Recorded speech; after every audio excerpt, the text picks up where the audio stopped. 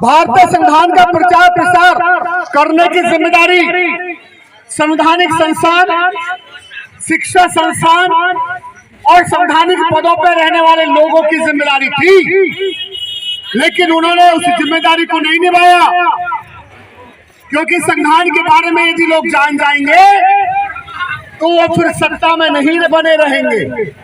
इसलिए उन्होंने संविधान का प्रचार प्रसार नहीं किया। ये संविधान का प्रचार प्रसार करने की मैं जिम्मेदारी निभा रहा हूँ, इस उम्मीद के साथ कि यदि डॉक्टर अम्बेडकर जैसे लोग इस देश में पैदा नहीं होते तो हमारे पूर्वजों को खाने के लिए अन्न नहीं होता था, मकान बनाने का अधिकार नहीं था, बोलने का अधिकार नहीं था, शिक्षा संपत्ति का अधिकार नहीं था, और माँ बहनों को सती किया जाता था संविधान के पहले। भाई जब सबका सूरज एक, सबका पानी एक, सबकी हवा एक, तो फिर न्याय भी एक होना चाहिए।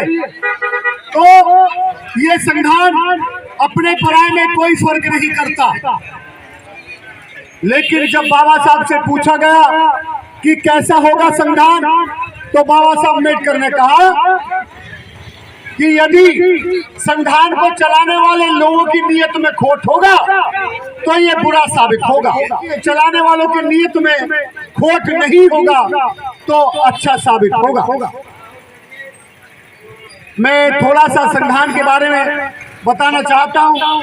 हमारे संविधान के उद्देश्य में लिखा है, हम भारत के लोग भारत को एक प्रभुत्व संपन्न समाजवादी पात्रनिरपेक्ष लोकतंत्रात्मक गणराज्य बनाने तथा उसके समस्त नागरिकों को सामाजिक, आर्थिक और राजनीतिक न्याय, विचार, अभिव्यक्ति, विश्वास, धर्म उपासना की स्वतंत्रता, प्रतिष्ठा, अवसर की समता प्राप्त कराने के लिए तथा उन सब में व्यक्ति की गरिमा, राष्ट्र की एकता और अखंडता सुनिश्चित कराने वाली बंधुता बढ़ाने के लिए दृढ़ संकल्पित होकर अपनी संविधान सभा में आज तारीख 26 नवंबर 1949 ईस्वी मिति मार्सी शुक्ल संवत सप्तमी 2006 विक्रमी को ऐतक द्वारा इस संविधान को अंगीकृत, अधिनियमित और आत्मर्पित करते हैं। लेकिन मैंने संविधान को समझने की कोशिश की, उसके एक एक शब्द को समझा। हम क्यों लिखा, हम हिंदू क्यों नहीं लिखा, हम मुसलमान क्यों नहीं लिखा, हम यूपी, बिहारी, बंगाली, उड़िया, मराठा क्यों नहीं लिखा। अगर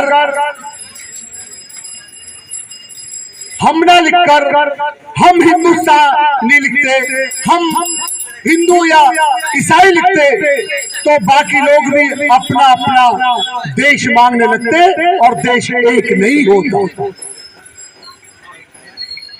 हम भारत के लोग भारत को एक प्रभुत्व यानी के भारत के हम सब मालिक बनकर भारत को धर्म निरपेक्ष बनाएंगे, पंथ निरपेक्ष बनाएंगे, यानी के किसी भी धर्म की वकालत संसद में नहीं करेंगे। ये कसम खाई थी भारतीय संविधान को जब अपने हाथ में लिया था तब। और धर्म निरपेक्ष बनाते हुए हम लोकतंत्र लाएंगे, गणराज्य बनाएंगे। लोकतंत्र गणराज्य का मतलब है जनता की सरकार, जनता के द्वारा और जनता के लिए। लेकिन अब किसकी हो गई, अदानी और अंबानी की हो गई। जनता की सरकार है, जनता के द्वारा है और भरुओं के लिए है।